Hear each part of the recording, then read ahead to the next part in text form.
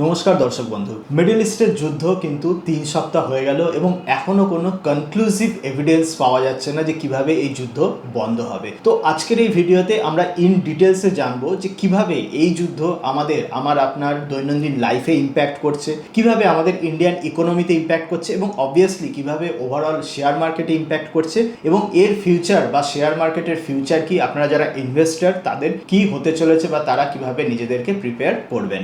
আমি প্রসেনজিৎ 2010 সাল থেকে ইন্ডিয়ান শেয়ার মার্কেটে একজন ফুল টাইম ইনভেস্টর এবং আমাদের কোম্পানি পল অ্যাসেট যেমন রিটেল ইনভেস্টরদের জন্য সেবি রেজিস্টার্ড অ্যাডভাইসারি সার্ভিস প্রোভাইড করে, তেমনি আবার হাই নেটওয়ার্থ ইনভেস্টরদের জন্য complete fund management alternative investment fund আমরা অফার করে থাকি। শুরুতেই আমরা যুদ্ধের সিচুয়েশন নিয়ে সংক্ষেপে জেনে নেব। দেখুন, যুদ্ধটা যখন শুরু হয়েছিল 28 ফেব্রুয়ারি, তখন ইউএস এবং ইসরায়েল এটা ভেবেছিল যে টপ লিডারশিপকে মেরে ফেললে হয়তো ইরানের ইসলামিক যে রিজিম সেটা চেঞ্জ হয়ে যাবে। তো অ্যাজ ইউজুয়াল তারা ইরানের যে সুপ্রিম লিডার তাকে ফার্স্ট ডে অফ অ্যাটাকেই মেরে ফেলে এবং তার সঙ্গে অনেক সিনিয়র লিডারকে। তো তারা এটাতে ভেবেছিল যে হয়তো যে ইসলামিক রিজিম যেটা দীর্ঘ বহু বছর ধরে ইরানে রয়েছে সেইটা পাল্টে তাদের পছন্দের কোনো হয়তো পলিটিশিয়ান ইরানকে রুল করবে। কিন্তু যেমনটা ইউএস ভেবেছিল তেমনটা কিন্তু হয়নি, ঠিক তার উল্টোটা হয়েছে। Despite killing all the top leadership, Iran কিন্তু যথেষ্ট রেজিস্ট্যান্স দেখিয়ে গেছে এবং ইরান কিন্তু তারপরে 3 সপ্তাহ ধরে অ্যাটাক করে গেছে। অ্যাকচুয়ালি ইরান এই জিনিসটার জন্য কিন্তু প্রিপেয়ার ছিল। ইরান বিগত বহু বছর ধরেই জানতো যে কোনো না কোনো একটা টাইমে ইউএস ইসরায়েল তাদেরকে অ্যাটাক করবে, কারণ মিডল ইস্টে ইরান একমাত্র দেশ যে যারা ইসরায়েলের এক্সিস্টেন্স নিয়ে বা মিডল ইস্টের অনেক জায়গায় তাদের প্রক্সি আর্মি ক্রিয়েট করে ইসরায়েল এবং ইউএস এর ওপর প্রেসার ক্রিয়েট করছিল। ইরান কিন্তু বরাবরই জানতো যে মিলিটারি সুপার পাওয়ার ইসরায়েল বা ইউএস কে কোনোভাবে মিলিটারিলি হারানো যাবে না। তো তাই ইরান অন্য রকম ট্যাকটিক্স নেয়। কিরকম ট্যাকটিক্স না, financial and economical pressure create করা। তো ইরান তারপরে কি করলো, ইরান কিন্তু ডাইরেক্ট ইউএস কে অ্যাটাক করতে পারছে না। ইরান তার নেবার যত মিডল ইস্ট কান্ট্রি আছে, সৌদি আরবিয়া, ইউএই, কাতার, কুয়েত, এই সমস্ত দেশে অ্যাটাক করছে, অ্যাজ ওয়েল অ্যাজ ইসরায়েলকে তো করছেই। কেন এই সমস্ত মিডল ইস্ট দেশে অ্যাটাক করছে? কারণ এই সমস্ত মিডল ইস্ট দেশে ইউএস আর্মির বেস রয়েছে। তো বারবার ইরান এটা বলছে যে তাদের প্রতিবেশী দেশগুলোকে তারা অ্যাটাক করতে চায় না, কিন্তু যেহেতু তাদের প্রতিবেশী দেশে ইউএস এর বেস রয়েছে, মানে ইউএস এর আর্মিরা থাকে, তো সেই কারণে তারা সেই প্রতিবেশী দেশকে অ্যাটাক করছে। এবং শুধু প্রতিবেশী দেশকেই নয়, তারা কিন্তু সৌদি আরব বা ইউএইর যেগুলো তেলের ফ্যাক্টরি, যে অয়েল প্রোডাকশন, যে টার্মিনাল অ্যান্ড অল, সেইখানে অ্যাটাক করছে। এবং most importantly strait of Hormuz, যেখান থেকে প্রায় ওয়ার্ল্ডের 20% তেল কিন্তু ট্রান্সপোর্ট হয়, সেই জায়গাটাকেও ব্লক করছে। কিছু কিছু জাহাজ বা কিছু কিছু ট্রান্সপোর্টে কিন্তু তারা মিসাইল অ্যাটাক করছে। কেন এইসব করছে তার কারণটা খুব সিম্পল। ইরান জানে যে তারা মিলিটারিলি কিন্তু ইউএস বা ইসরায়েলকে হারাতে পারবে না, তো তাই তারা চেষ্টা করছে যে ফাইন্যান্সিয়ালি ইকোনমিক্যালি প্রেসার ক্রিয়েট করতে, যাতে সারা পৃথিবী ইউএস এর ওপর প্রেসার দেয় যুদ্ধটাকে বন্ধ করার জন্য। এবং সেই রকমটাই কিছু হচ্ছে। তেলের দাম এবং গ্যাসের দাম কিন্তু প্রচুর বেড়ে গেছে। গ্লোবাল মার্কেটে তেলের দাম এতটাই বেড়ে গেছে যেখান থেকে কিন্তু ইউরোপ, চায়না, ইন্ডিয়ার মতো মেজর ইকোনমি, ইনফ্যাক্ট ইউএস এর মানুষেরও প্রবলেম হচ্ছে। তো এই সিচুয়েশনে দাঁড়িয়ে ইউএস এবং ইসরায়েল তারপর তারা ভেবে দেখলো যে যেহেতু তারা মিডল জায়গায় ফেসে গেছে, মানে না তারা এগোতে পারছে না তারা পিছোতে পারছে, যে এই অবস্থায় কোনোভাবেই ইউএস পিছিয়ে আসতে পারবে না, তো সেই কারণে ইউএস ইসরায়েল আরো এক ধাপ এগিয়ে গিয়ে সেকেন্ড লেভেল অফ লিডার যারা তাদেরকে মারতে লাগলো। কারণ আমি আগেও বলেছি যে ইউএস এবং ইসরায়েল, এদের হচ্ছে স্যাটেলাইট পাওয়ার, এদের হচ্ছে ইন্টেলিজেন্স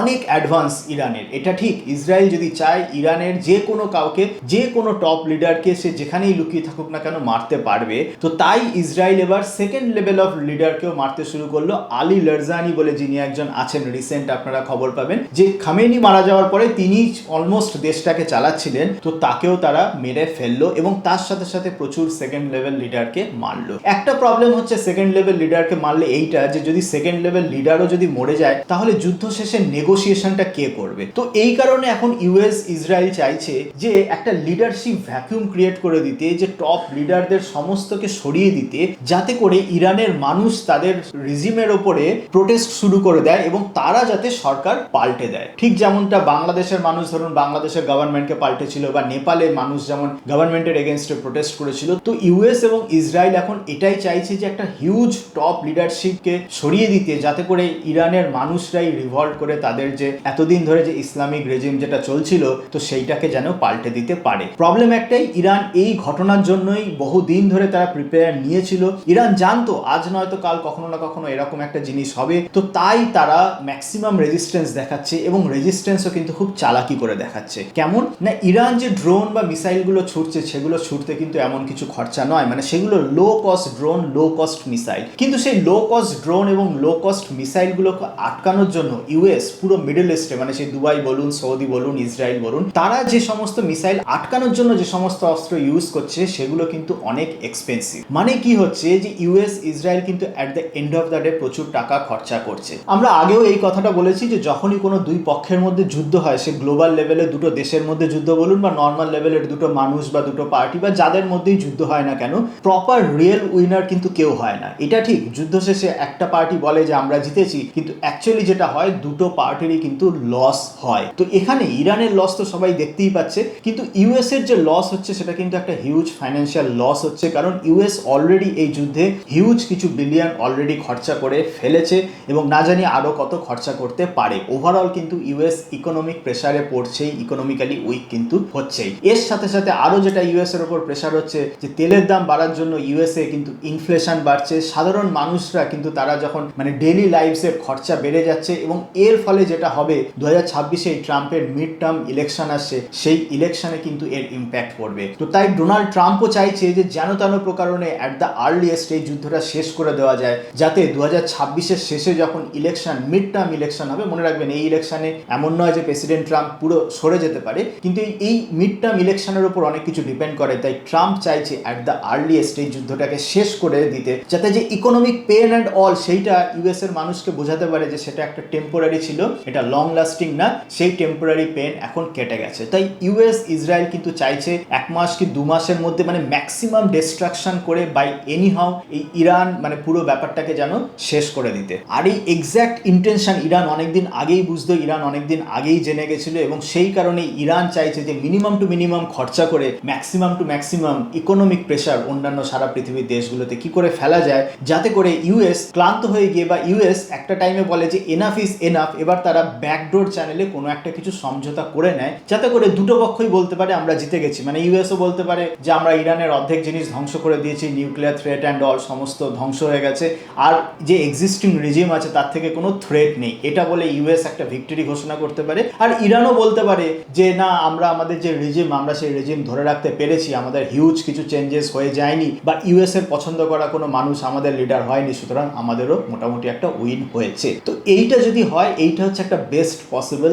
এন্ডিং। তো এইটা ইউএসও চাইছে, ইরানও চাইছে, কিন্তু মুশকিলটা এখানেই হয়েছে যে ইউএস এই ফলাফলের জন্য কিন্তু বেশি মাস বা একটা হিউজ টাইম লাইন ধরে ওয়েট করতে পারবে না। তো ইউএস যখনই দেখছে যে ইরান কোনো সমঝোতা বা তার জন্য কিছু রেডি হচ্ছে না, ইরান তাদের নিজেদের প্রাইডে টিকে আছে, তো তখন কিন্তু ইউএস ইসরায়েল যে সেকেন্ড অপশন বলেছিলাম যে এমন হিউজ ধ্বংস করতে বা এমন হিউজ লিডারশিপ মানে কে মেরে ফেলে একটা ভ্যাকুয়াম ক্রিয়েট করতে, ইউএস এবং ইসরায়েল চাইছে যাতে ইরানের মানুষই রিভল্ট করে তাদের যে এক্সিস্টিং লিডার সবাইকে সরিয়ে দিয়ে ইউএস বা তাদের পছন্দ মতো কোনো লিডারকে বসাতে। এটা তো গেল যুদ্ধের সামারি। এবার চলুন আমরা জেনে নেব যে ইন্ডিয়ার ইকোনমিক ইম্প্যাক্ট এবং গ্লোবাল ইকোনমিক ইম্প্যাক্ট কি পড়ছে। দেখুন, ইন্ডিয়ার ইম্প্যাক্ট খুব সিম্পল, তার কারণ ইন্ডিয়া আজও অয়েল অ্যান্ড গ্যাসের প্রায় 90% কিন্তু মানে বাইরের দেশ থেকে এক্সপোর্ট করে, এবং যার ফলে যদি রুপির দাম যদি ডেপ্রিসিয়েট করতে থাকে তো ওভারঅল ইন্ডিয়ার ওপর কিন্তু প্রচুর প্রেসার পড়ে। যদিও ইন্ডিয়ার তেলের রিজার্ভ সিকিওর, কিন্তু গ্যাস বা এলপিজি একটা এমন জিনিস, এটা বেশি দিন ধরে রিজার্ভে রাখা যায় না। তো এই এলপিজি যে আসছে মিডল ইস্ট বা কাতার একটা অনেক বড় ইন্ডিয়া সাপ্লায়ার, সেই এলপিজি সাপ্লাই কিন্তু অনেক বড় রিস্কে আছে।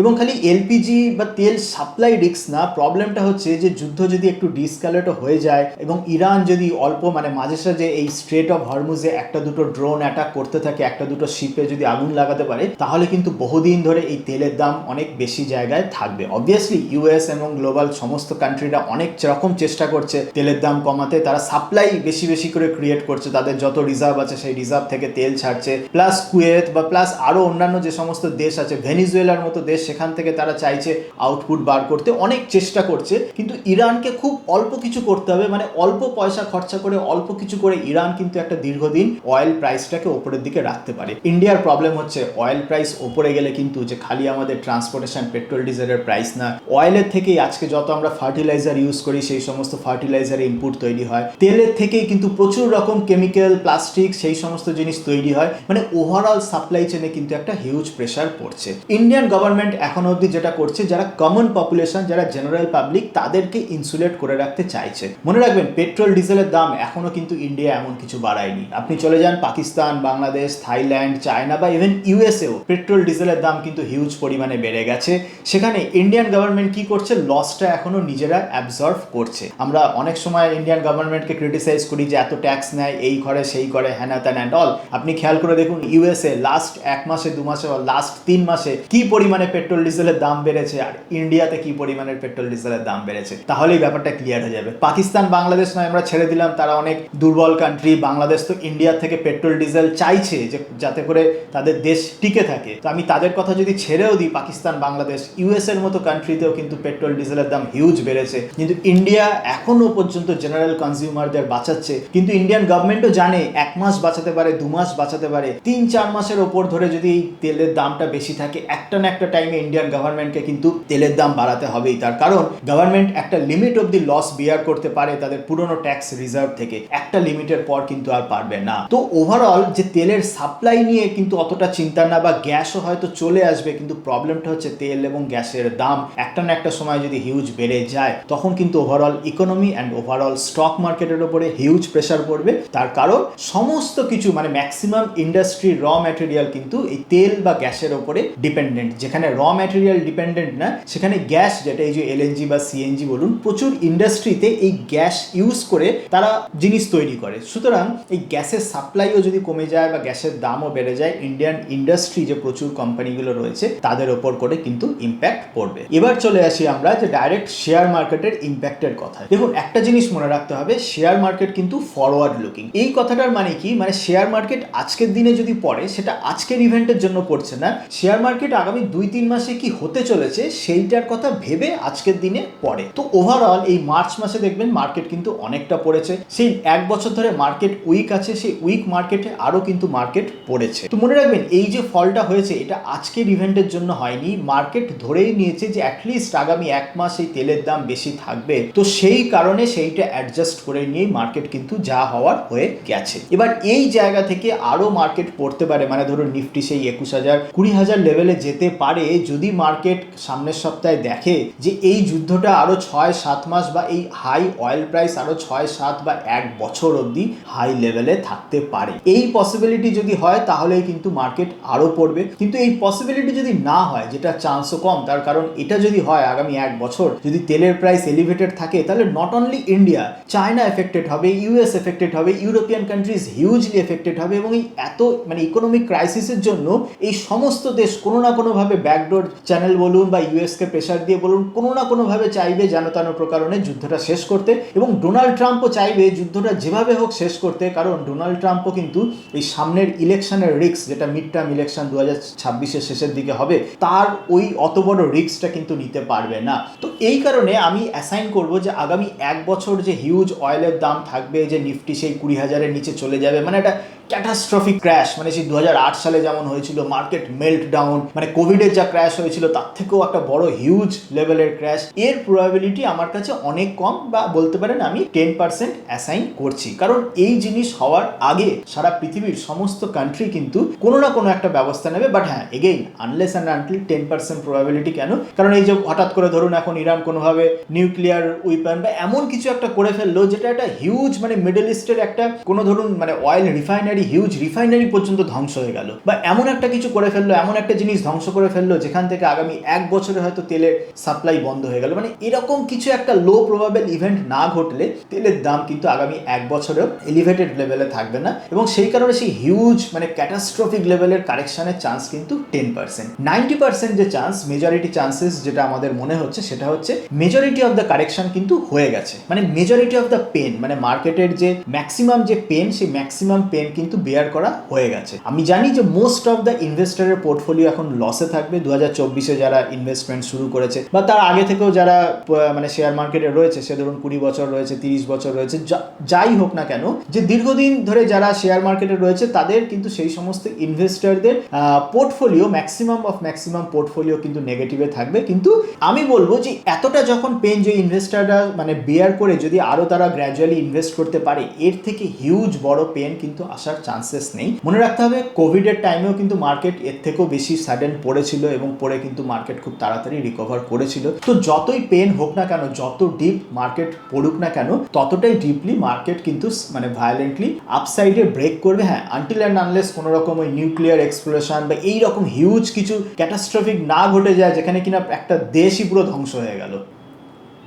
আমরা সবসময় একটা কথা বলি, যখন কোনো ইনভেস্টরের পোর্টফোলিও লসে থাকে বা যদি কোনো প্রফিটেও থাকে, আমরা বারবার বলি যতক্ষণ না আপনি কোনো শেয়ার বিক্রি করছেন ততক্ষণ কিন্তু প্রফিটও আপনার না, লসও আপনার না। আপনি লস দেখে প্যানিক করেন, কিন্তু মনে রাখবেন ওই লসটা যতক্ষণ না আপনি সেল করছেন আপনার না, ওই লসটা হলো মার্কেটের। এবং মার্কেটে কেউ আপনাকে প্রেশার দেবে না যে কালকেই সেল করতে হবে বা পরশু সেল করতে হবে। মনে রাখবেন আপনারা যখন রিয়েল এস্টেট কেনাবেচা করেন, জমি হোক বাড়ি হোক, দেখবেন একটা জমি বা একটা ফ্ল্যাট যখন আপনি বিক্রি করতে যান, অনেক এজেন্টরা বলে যে এখন মার্কেট ভালো না, এখন না, আরো কয়েকদিন পরে বিক্রি করবেন। এর মানেটা এইটাই যে সেই সময় সেই প্রাইসের কিন্তু নেগেটিভ থাকে, মানে আপনার লসে থাকে। তো তাই তারা মানে বলে যে এখন মানে বিক্রি না করে পরে ওয়েট করুন। মজার ব্যাপার একটা, আপনি ওই রিয়েল এস্টেটে আপনি ওই প্রাইস কতটা লসে আছে, 20% লস না 30% লস, এইটা আপনি কিন্তু দেখতে পারেন না। এইটা যেহেতু আপনি দেখতে পারেন না, সেখানে আপনি মানে অনেকটাই প্রোটেক্টেড। আপনি ভাবেন ঠিক আছে আরো কয়েক মাস ওয়েট করে যাই, আরো 1 বছর ওয়েট করে যাই, তারপরে বিক্রি করবো, একটা দামের দামে বেরিয়ে আসবো। কিন্তু প্রবলেম হচ্ছে শেয়ার মার্কেটে ওই ডেলি প্রাইস দেখা যায়। আপনি ডেলি দেখবেন আজকে 10% লস, কালকে 12% লস, তারপরে 16% লস, তারপর 25% লস, 30% লস, 35% লস। আপনার মনে হবে 35% লস আপনার চোখের সামনে হয়ে গেল 10 থেকে পড়তে পড়তে, এবার আমি সব বিক্রি করে দিই, তা নাহলে 35টা আরো 40 হয়ে যাবে। কিন্তু দেখবেন এই রকম সিচুয়েশনে বিক্রি করলে কি হবে, আপনি যেই বিক্রি করলেন তার পরের দিনেই বা তার পরের কয়েক সপ্তাহ বা কয়েক মাসে ওভারঅল লস কিন্তু অনেক কমে গেল। আপনি পেছনে ঘুরে দেখলেন যে একদম লোয়েস্ট প্রাইসে আপনি কিন্তু বিক্রি করে বেরিয়ে গেছিলেন। তো মনে রাখবেন মার্কেটে যারা ডেলিভারি বেসড মানে যারা ইনভেস্টর, তাদেরকে বিক্রি করার জন্য কেউ কিন্তু কোনো প্রেসার দেয় না। তাহলে বিক্রি কোথা থেকে হয়? বিক্রি হয় মার্কেটে একটা হিউজ পোর্শন কিন্তু লিভারেজড ফান্ডে চলে, মানে প্রচুর ফিউচার অ্যান্ড অপশন, প্রত্যেকটা ইন্ডিভিজুয়াল স্টক লেভেলের ফিউচার অ্যান্ড অপশন, এই সমস্ত ট্রেডিং কিন্তু মার্কেটে হিউজ লেভেলে চলে। এবং প্রচুর ইনস্টিটিউশনাল ইনভেস্টর, প্রচুর বড় বড় ইনভেস্টর বা রিটেল ইনভেস্টরও মার্জিন মানি কল হয়। মার্জিন মানি কল মানে কি, যে ধরুন একটা ফিউচারে বা একটা অপশন কন্ট্রাক্টে এমন একটা লস হয়ে গেল, সেই লসটাকে কভার করতে তাকে অন্যান্য যে শেয়ার আছে সেই শেয়ার বিক্রি করতে বাধ্য। তো যখন এই অন্যান্য শেয়ার থাকে, হয়তো সেই ইনভেস্টর সেই সময় চাইছে না ওই শেয়ারটা বিক্রি করতে, সে দেখছে ওই শেয়ারের ভালো পটেনশিয়াল আছে, কিন্তু সে বাধ্য হচ্ছে বিক্রি করতে। কেন বাধ্য হচ্ছে বিক্রি করতে? কারণ ওইটা বিক্রি না করলে তার ব্রোকার তাকে ছাড়ছে না বা তার মার্জিন মানি এফেক্টেড হয়ে যাচ্ছে। তো এই কারণে মার্কেটে যখন হিউজ কারেকশন হয়, ভালো মন্দ নির্বিশেষে সমস্ত ধরনের শেয়ার পড়ে, তখন কেউ এটা দেখে না যে কার ফান্ডামেন্টাল ভালো কার ফান্ডামেন্টাল খারাপ। মানে প্রচুর লোকের মার্জিন মানি কল হয়, তারা যেই শেয়ারটা জানে ভালো তারা সেই শেয়ার বিক্রি করতে বাধ্য হয়। মনে রাখবেন আমরা সবসময় বলি যে লিভারেজ নিয়ে বা লোন নিয়ে শেয়ারে ইনভেস্ট করবেন না, রিটেল ইনভেস্টরদের করা উচিত নয়, ওটা ইনস্টিটিউশনের জন্য। তো রিটেল ইনভেস্টর হয়ে, একদম সাধারণ ইনভেস্টর হয়ে আপনার যদি 100% ক্যাশ মানি বা ডেলিভারিতে যদি শেয়ার কেনা থাকে, তাহলে আমি বলবো বারবার মনে রাখবেন লস যাই হোক না কেন সেই লসটা আপনার না, লসটা মার্কেটের। কেউ আপনাকে ফোর্স করবে না আজকে বিক্রি করতে কালকে বিক্রি করতে। যখন থিংস সবকিছু সেটেল হয়ে যাবে, মানে যখন যুদ্ধ ধরুন সেটেল হয়ে গেল, তো তখন কিন্তু দেখবেন আপনি আরো বেটার প্রাইস পাবেন। হ্যাঁ, এটা ঠিক, যুদ্ধের সময় যে কটা শেয়ারের দাম পড়লো, ধরুন কোনো 50%, 60%, 40% পড়লো, এমন নয় যে যুদ্ধের পরে সব কটা শেয়ারের দাম বেড়ে যাবে, কিন্তু এইটা হবে যেটাই যতই পড়ুক না কেন তার থেকে কিছুটা বাড়া থাকবে। এবং আমরা এটাও বারবার বলি যে এই সমস্ত ইভেন্টে যখন ওভারঅল মার্কেটে ব্লাড বাথ চলছে, এই সমস্ত ইভেন্টেও যখন কোনো শেয়ার কম পড়ে বা যেই সমস্ত শেয়ার তার পিয়ার্সগুলো পড়ছে কিন্তু সেটা বেশি পড়ছে না, সেই সমস্ত শেয়ারগুলোই কিন্তু ফিউচার বুল রানে কিন্তু লিড করে, বা ফিউচার যখন মার্কেটে আপসাইড আসে তখন সেই শেয়ারগুলো কিন্তু পার্টিসিপেট করে। আর যে সমস্ত ইনভেস্টররা চাইছেন যে মার্কেটে কারেকশন হয়েছে, ক্র্যাশ হয়েছে, আমরা নতুন নতুন শেয়ার অ্যাগ্রেসিভলি কিনি, মনে রাখবেন অ্যাগ্রেসিভ বাই করার কোনো দরকার নেই, কারণ মার্কেট এনাফ অপরচুনিটি দেবে। মানে এমনটা ভাববেন না যে হিউজ পড়ার পরে মার্কেট একটা ভি শেপ মানে ওয়ান ওয়ে রিকভারি হয়, যেটা হয় একটা হিউজ কারেকশনের পরে মার্কেট একটু বাড়লো, আবার সেইটা পড়লো, আবার একটু বেড়ে আবার সেইটা পড়লো। মানে মার্কেট 2-3 বার টাইম দেবে আপনাকে ওই নিচের দামে কেনার। মানে এই যতক্ষণ না কনসলিডেশন হচ্ছে, মানে ওপর নিচে একটা মানে লেভেলে একটা রেঞ্জে যতক্ষণ না কনসলিডেশন হচ্ছে, ততক্ষণ কিন্তু একটা হিউজ ভায়োলেন্ট আপসাইড আমরা কেউই এক্সপেক্ট করতে পারি না। তো ওভারঅল এইটাই, মানে এমন নয় যে আপনাকে অ্যাগ্রেসিভলি হয়ে কালকেই বাই করতে হবে, পরশু বাই করতে হবে, সেরকমও কোনো ব্যাপার নয়। ধীরে সুস্থে ফলো করুন আপনার পোর্টফোলিওর কোন শেয়ারগুলো স্ট্রং আছে, কেন সেগুলো পড়ছে না, ইনডেপথ রিসার্চ করুন। যদি দেখেন যে কোনো শেয়ার মানে অন্যান্য সিমিলার ধরনের শেয়ার পড়ছে কিন্তু ওই পার্টিকুলার শেয়ারটা পড়ছে না, যদি তার ফান্ডামেন্টাল স্ট্রেংথ থাকে তাহলে সেই শেয়ার যখন অল্প স্বল্প কারেকশন হচ্ছে তখন কেনা উচিত, যাতে করে সেই শেয়ার কিন্তু ইন ফিউচার ডেতে একটা র্যালি দেওয়ার চান্স যখন ওভারঅল মার্কেট সেটেল হয় তখন কিন্তু অনেক বেড়ে যায়। তো ওভারঅল শেয়ার মার্কেটের ইনভেস্টারদের জন্য যদি আমরা সামারাইজ করি, ফার্স্ট অফ অল যখনই আপনার পোর্টফোলিওতে প্রফিট দেখবেন বা লস দেখবেন, মনে রাখবেন যতক্ষণ না আপনি সেল করছেন সেটা আপনার প্রফিট বা লস নয়। মার্কেট যখন ওভারঅল ডাউন টার্ন থাকে, ম্যাক্সিমাম লোকের পোর্টফোলিও লস থাকে এবং এই সিচুয়েশনই ডিসাইড করে over the next 3-4 years K amateur investor হয়ে মার্কেট থেকে বেরিয়ে যাবে আর কে এইখান থেকে ইভলভ করবে। ইভলভ তারাই করে যে যারা মার্কেট পড়ে খুব বুদ্ধিমানের মতো সিলেক্টেড শেয়ার অ্যাকুমুলেট করতে থাকে। এই কারেকশনে সিলেক্টেড শেয়ার অ্যাকুমুলেটে কিন্তু ওভার ফিউচার নেক্সট 2-3 ইয়ার্সে মাল্টিব্যাগার রিটার্ন দেয় এবং সেই অ্যাকুমুলেশন যদি আপনার পক্ষে সম্ভব না হয়, the least you can do is you can keep holding, you can stay patiently stay holding and wait for the stabilization. কারণ মার্কেটে স্টেবিলাইজেশন আসবেই, কনসলিডেশন এবং আপ মুভ একটা না একটা টাইমে আসবেই। যখন আসবে তখন আপনি ধীরে সুস্থে সেই সমস্ত শেয়ার থেকে কিছু বিক্রি করুন, কিছু রেখে দিন, সেটা তখন করুন। বাট এখন প্যানিক কিন্তু সেল করার টাইম নয়। যেই মোমেন্টে আপনি সেল করছেন সেই মোমেন্টে যেই লসটা এতদিন মার্কেটে ছিল সেই লসটা আপনার হয়ে গেল। মানে এতদিন আপনি পোর্টফোলিওতে যদি দেখেন 20% লস, 30% লস, বারবার বলছি সেটা আপনার লস না, সেটা মার্কেটের। আপনি যদি যেই মোমেন্টে বিক্রি করে দেবেন সেই মোমেন্টে আপনি আপনার ঘাড়ে লসটা নিয়ে নেবেন। ম্যাক্সিমাম রিটেল ইনভেস্টর এই ভুলটাই করে। ভিডিওর পারপাস এইটা যে এই মারাত্মক ভুলটাই যেন ইনভেস্টররা না করে। আর জাস্ট বিকজ কোনো শেয়ার 50-60-70% পড়েছে চোখ বন্ধ করে সেটাই কিনে নিলাম যাতে সেটা একদিন বাড়বে, এই সমস্ত ভুলও কিন্তু করবেন না।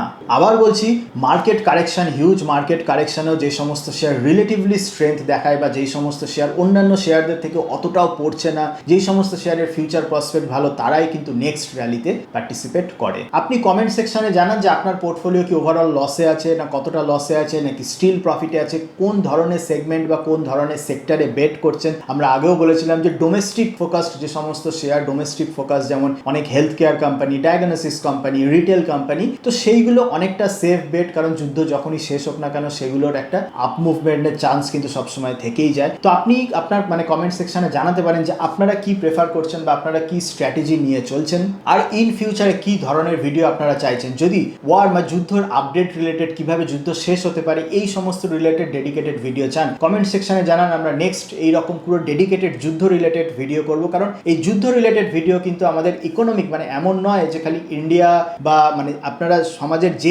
যেই প্রফেশনেই থাকুন না কেন, জিও পলিটিক্যাল কিন্তু আপনাদের লাইফে বা আমাদের সোসাইটিতে কিন্তু একটা হিউজ ইম্প্যাক্ট ফেলে। ভিডিও থেকে নতুন কিছু শিখতে পারলে ভিডিওটা লাইক করে বন্ধুদের মধ্যে শেয়ার করুন এবং চ্যানেলটিকে সাবস্ক্রাইব করুন। কারণ আপনারা যত লাইক করবেন, কমেন্ট দেবেন বা সাবস্ক্রাইব করবেন, সেই ওয়াইজই ডিপেন্ড করবে আমার ভিডিওর নেক্সট ফ্রিকোয়েন্সি। আর আগামী দিনে আমার ভিডিও আপনার টাইমলাইনে পেতে চ্যানেলটাকে খালি সাবস্ক্রাইব করলে হবে না, সাবস্ক্রাইব করে যে বেল আইকন, সেই বেল আইকনটা প্রেস করে দিন। চলুন আজকের মতো এই পর্যন্তই, দেখা হবে অন্য কোনো দিন অন্য কোনো টপিক নিয়ে। ততদিন ভালো থাকবেন, হ্যাপি ইনভেস্টিং।